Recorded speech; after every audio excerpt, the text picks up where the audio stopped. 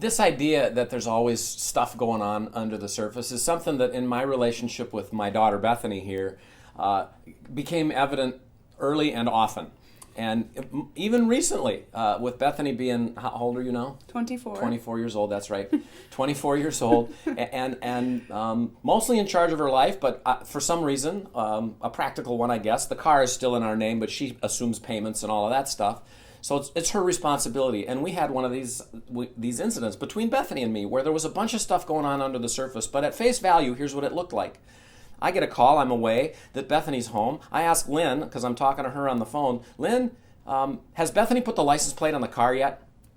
And Lynn tells me, no, she hasn't. She's about to leave. And I'm like, you get her on tell her that she needs to get that on the car right away. Lynn tells Bethany, I can hear it happening. Bethany says, I'll get to it, but not right now. And I'm like, you get her on the phone right now. And then Lynn says... So she says, Bethany, your dad wants to talk to you. And of course I bristle up because that can be kind of scary. And so I knew he was upset. And it was one of those sort of dad wants to talk to you. Dad wants to talk to you. So I got on the phone already a little bit scared. And he says, so when are you going to put the license plate on the car? And I was like, oh, well, I'm going to do it tomorrow morning. And well, why aren't you going to do it right now? Yeah, I've heard that story before, Bethany, and then tomorrow morning comes and goes, and this is not going to be one of those times because my name is on this title, this license plate. And I said, well, Dad, I'm going to go home. I want to go home and see Liz. Liz is my roommate. And he said, well, that's not a good answer.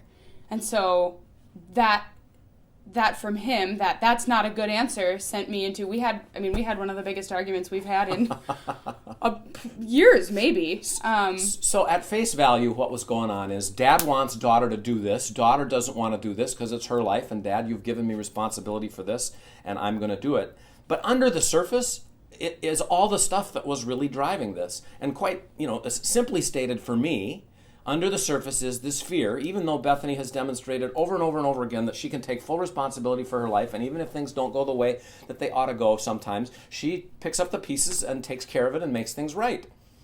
But my fear is somehow this is going to impress badly on me. She's going to live a life of being irresponsible and not taking care of important details, and I've got this fear welling up inside of me, and that was my deal.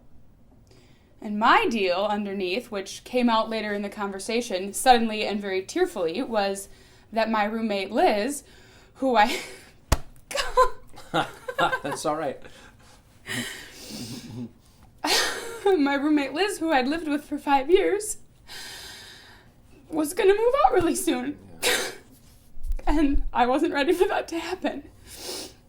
And I wanted to go see her, and so him saying that's not a good enough reason was very far from the truth and kind of cut me deep. And what I didn't know, or what I wasn't able to tell him right away, and what I didn't even realize about my own self, was that there was this whole iceberg underneath, and on top it was, no, Dad, I'll do it tomorrow morning. And that was the reason for so much of my intensity in the argument. And if we hadn't come to that realization, it would have just stayed this. Yeah. So I needed to make a commitment that night to drop what I was doing, which was studying for my talk the next morning, and ask questions and listen and help create an environment as the parent here where both of us could start to get a hold of what's going on under the surface. Because there's always stuff under the surface, and we don't treat that stuff with the respect, the awareness, and the thoughtfulness that is needed if we're going to really bring grace into parenting. So even listening to you tell that story now, I'm sad that I was so quick to speak and slow to listen, which is the opposite of what we teach parents. So parents, I'm in your boat, even with my 24-year-old daughter. We're still all learning, and trust that you'll take this to heart and learn too.